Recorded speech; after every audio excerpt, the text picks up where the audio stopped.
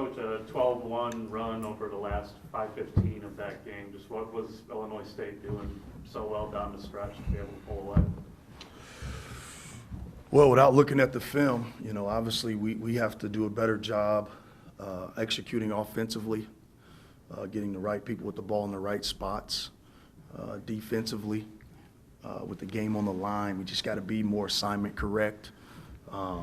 We've got to have the edge that you need to get big stops and big rebounds.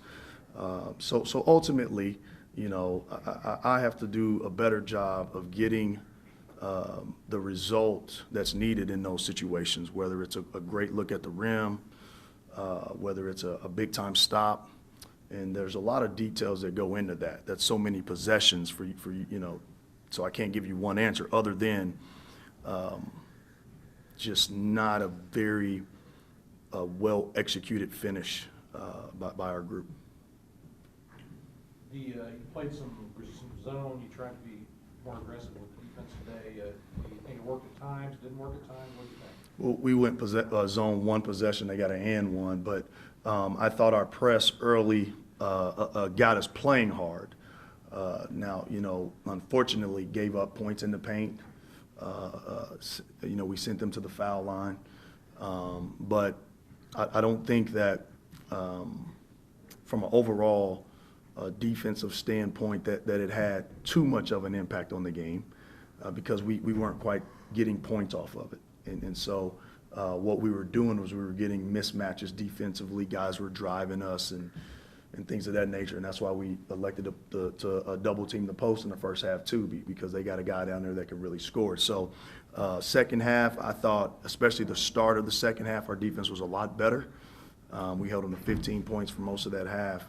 But we just quite couldn't get the big stops and execute down the stretch. So just trying to get the guys, just trying to get them turned up. Offensively, another tough shooting day. Austin struggles. Beyond he and Donnie, you really searching. It seems like for a third option. Offensively, what can you do right now? I think number one, we need to throw the ball inside more, and unfortunately, I've been unable to get that message across. But we definitely need to throw the basketball inside more and play through the post, and I think that would help some of our offensive deficiencies at the moment.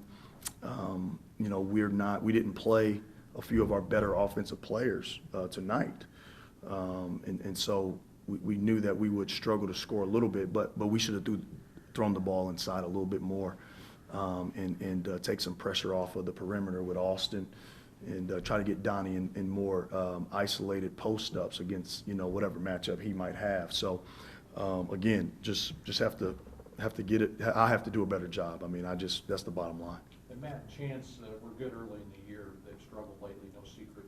How do you get those guys back? What do you do to get them back involved offensively?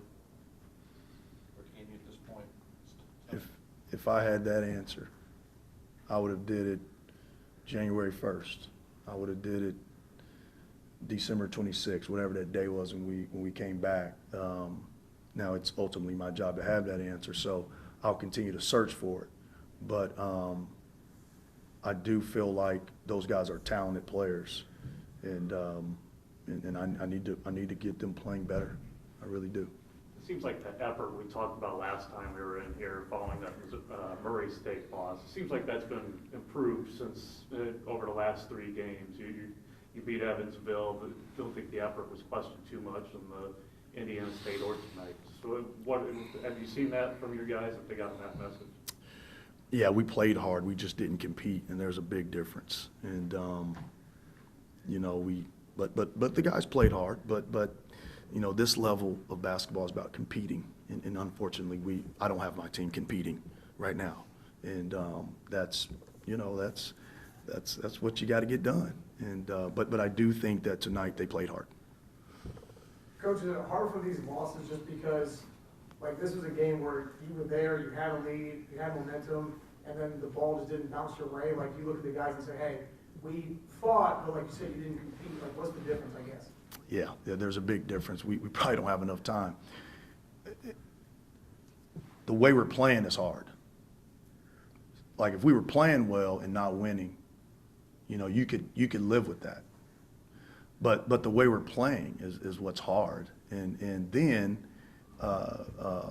trying to figure out why you're playing that way and then not being able to change it. So, I mean, like you keep adding these layers onto it, but it's ultimately about how we are playing because that's what you have control over. Sometimes you don't have control over win-loss.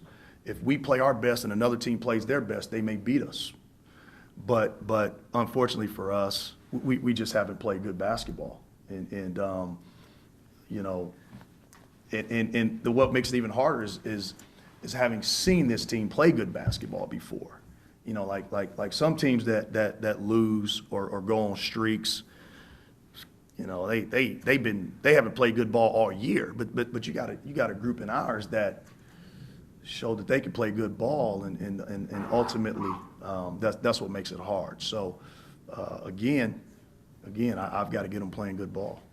What gives you the confidence that you can get them competitive again? Well, I mean, you know, I have a lot of faith, number one. And then number two, I have a lot of faith in the players.